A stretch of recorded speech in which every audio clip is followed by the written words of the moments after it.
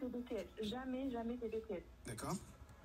BTS, il faut savoir que c'est après le bac. Pour ceux qui connaissent pas trop, moi c'est ce que j'ai fait, c'est bac plus 2, donc tu es dans une école privée ou dans un lycée. Oui, moi je suis dans une école privée, oui. Ouais, c'est pour ça d'ailleurs souvent qu'il y a les formations en alternance. Tu payes pas ton école privée et en échange tu bosses. Ouais. C'est ce que j'avais fait aussi. Ouais, et donc je t'écoute, t'as raison. Après, team BTS, moi j'ai fait un BTS MUC. Hein. Alors. Ah oui, c'est cool. Ça se voit que tu t'en fous, Julia. Non, pas du tout. Non, vas-y, je t'écoute. Donc aujourd'hui, il est vraiment très important que vous compreniez vraiment dans quelle situation nous sommes, que ce soit à BTS en initiale, en alternance, qu'on effectue notre apprentissage dans un CFA, dans un lycée privé ou même dans un lycée. Donc déjà, je vais commencer par vous parler dans la situation dans laquelle nous sommes depuis maintenant vraiment 1 an. Ouais. Donc il y a plusieurs écoles qui ont opté pour, par exemple, la méthode hybride. Donc je ne sais pas si vous connaissez. Pas du tout. Alors en fait, donc c'est le professeur en classe, la moitié de la classe en présentiel et l'autre moitié en distanciel. Waouh, d'accord, ok. Donc ça déjà, c'est vraiment pas une méthode facile. Donc il y a aussi d'autres écoles qui ont opté pour le distanciel donc depuis mars 2020, donc maintenant 1 an. Donc là tout est sur Zoom. Oui, c'est ça, tout est sur Zoom. Non, voilà. Quand t'es au bon endroit en France, c'est super. Et puis quand t'as une maison comme ça, le Grégory Vacher, le prof il dit même au-delà de ça, c'est pour suivre tes cours. Pour suivre tes cours, quand bien même t'as une connexion facile, tu peux pas poser de questions. Ouais, c'est ça. Il y a des profs qui n'enclenchent pas leur caméra, donc c'est hyper compliqué. Et puis t'as tout ton environnement autour qui t'empêche de bosser. Un chat relou qui fait ses griffes sur ton mollet, un oiseau dehors, une odeur. Ouais. Et puis aussi, il y a certaines matières qui sont vraiment pas faisables en visio. Ouais. Donc c'est vraiment très compliqué. Et puis il y a aussi le présentiel 1 semaine sur 2. Mais au final, peu importe les méthodes que les écoles utilisent, nous avons pris un retard considérable sur toutes nos matières. Sur le programme, bien sûr. Et au final, même les professeurs le savent que nous ne sommes pas prêts à passer cet examen. Ils nous le disent tous les jours que tout ce qu'on fait, c'est exceptionnel, qu'il faut qu'on y arrive. Donc là, c'est plus possible. Et toi, en fait, tu t'as peur parce que tu dis que vous allez être hyper nombreux à rater votre examen à cause de la situation, c'est ça. En fait, moi, je sais que j'ai la moyenne depuis le début de mon BTS, mais je sais que si je passe mon BTS, je ne l'aurai pas. Ouais. Donc, qu'est-ce que tu demandes concrètement? Tu voudrais que ce soit repoussé? Alors, on veut surtout que des mesures fortes soient prises, comme le contrôle continu. C'est limite une obligation.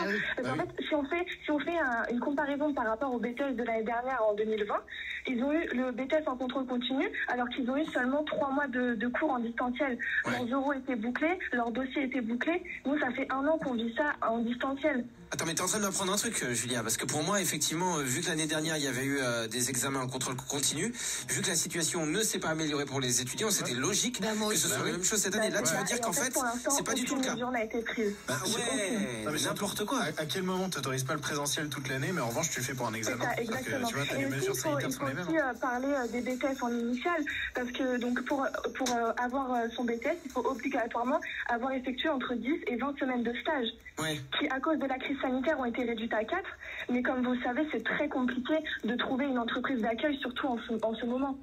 Bah oui, bien sûr. Donc si vraiment les personnes les BTS en initiale n'ont pas effectué leur stage, déjà les compétences sont vraiment réduites. Non, mais c'est n'importe quoi, c'est pas logique du tout. Ouais. Il faudrait effectivement que ce soit... Pour les BTS en initiale, il y a énormément de professeurs qui demandent de mentir sur leur fiche de stage. Parce qu'en fait, ils n'ont pas le choix. Ouais, non, mais ça m'étonne pas. Effectivement, ça sera jamais des données officielles, mais ça m'étonne pas que comme ça, dans un coin de couloir, on te conseille ce genre de choses aussi, malheureusement. Tu sais quoi, Julia? Aussi, alors si je peux juste, grâce aux réseaux sociaux, donc il y a une énorme mobilisation ce week-end. Il y a une pétition de 12 000 signatures qui tourne, et j'ai eu des données analytiques, mais qui sont vraiment alarmantes. Alors si je peux vous en donner quelques-unes. Donc 55% des étudiants en BTS ont vu leur entreprise fermer, que ce soit en alternance ou en initiale. 61% des étudiants en apprentissage ont été au chômage partiel. Plus de 85% des élèves ne se sentent pas prêts à passer leurs examens finaux. 87% des étudiants avouent avoir souffert au décrochage scolaire. Attends, je note là, parce que là c'est toi qui me donnes un cours. Je note, et vu qu'on n'est pas en présentiel, j'ai du mal à suivre. Je peux même pas aller au tableau. Non, mais c'est hyper important là ce que tu dis.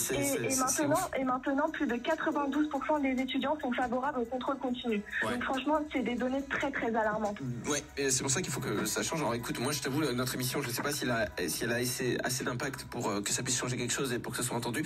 Mais en tout cas, j'en profite, Julia, que tu passes ce message, de rappeler à tous les gens justement qui nous écoutent et qui sont étudiants et pour qui c'est pas facile, que nous, quand je dis appelez-nous au 01 42 48 5000, nous aussi on a hyper envie d'être un porte-voix de choses essentielles. N'hésitez pas à nous appeler.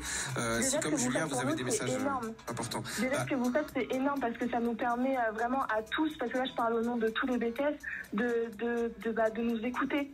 Je vais dire la vérité, à nous tous dans l'équipe, quand on additionne nos parcours scolaires, on est à bac moins 12.